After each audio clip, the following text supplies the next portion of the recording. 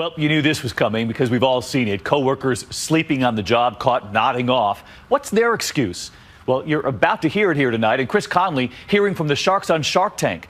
They've got a message you can deliver to your coworkers come Monday morning. There's no greater risk to your career than falling asleep on the job. For Shark Tank's Robert Herjavec, who's amassed $100 million in his waking hours, downtime at the office is unheard of. You don't get to be a shark by snoozing. If you snooze, you lose. Yet for today's overworked employee, not getting enough sleep can really take a toll, even if he can't. Hey! Morgan Freeman, Michael Caine. Good morning. Even movie stars plugging their own films sometimes need an unexpected rest, like on this Seattle morning show. It's quite a wondrous thing to sit there. We were in the audience last night. And remarkably, live news anchors have been caught snoozing. Coming up on the BBC News Channel. Such as this one from the BBC. And this radio host didn't drop the mic, he dropped onto it.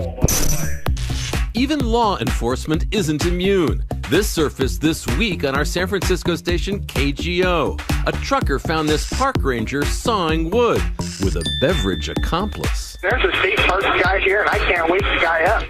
And not even being photographed could wake up this alleged burglar, who catnapped his way into custody after the homeowner's house cleaner found him clasping this sack of jewels while bagging some Z's. 911. There's a man laying on the bed. I'm scared. Please hurry so we can catch him. Falling asleep on the job doesn't usually get you arrested. He's pled not guilty. But it can get you fired or teased on TV. Oh, we bored the scoreboard operator to sleep. Yep, sorry, pal. Your supervisor will be calling you shortly. It's worse for time zone crisscrossing politicians, expected to be ever alert, waiting to speak or listening to a speech. Maryland Governor Martin O'Malley nodded off during a meeting with constituents. Tracy Eno says she had spent weeks preparing a speech opposing a natural gas export facility. Hazardous properties. Yeah, I was really excited to be there because I thought finally, here's the opportunity to get the message across. Then it occurred to me, he's dozing off. I was really angry. Hello, wake up here.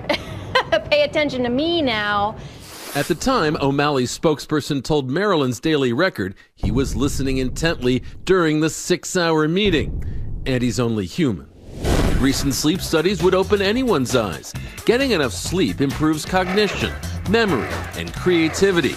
Great, but what about, money?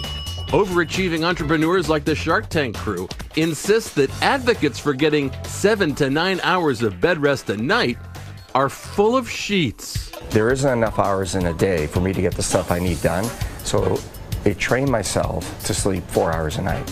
Anybody can do it. You work kind of 24/7. You sleep because you need to and you have to. I'd rather be tired than broke. In short, do your bleeping job. But for the rest of us, lack of sleep can seem like a permanent component of any job these days. I look around here and I think, this is the perfect workspace for the 21st century, right? How sleepy are we? There was an HR study that recently called it an epidemic.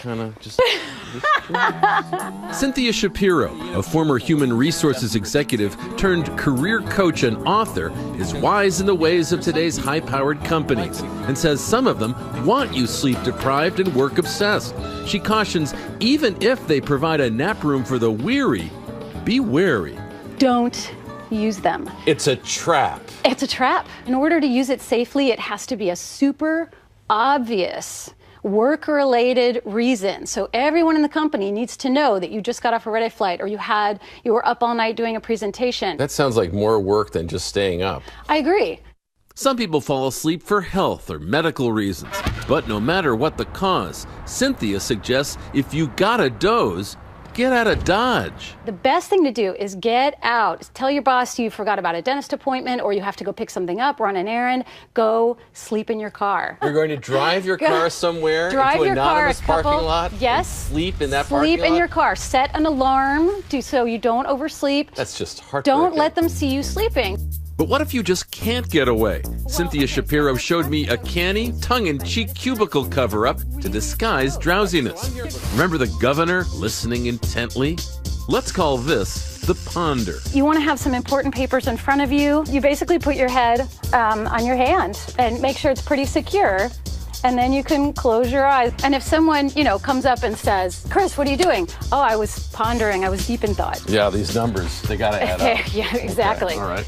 But a handful of companies fully embrace the idea that their employees need to be refreshed. Time to shut the engines down for a little bit. Google's nap pods are a popular perk, at least in the movies. What would I do without these babies? And Arianna Huffington, who sold her Huffington Post to AOL for $315 million, is a big advocate of a good night's rest. Sleep your way to the top.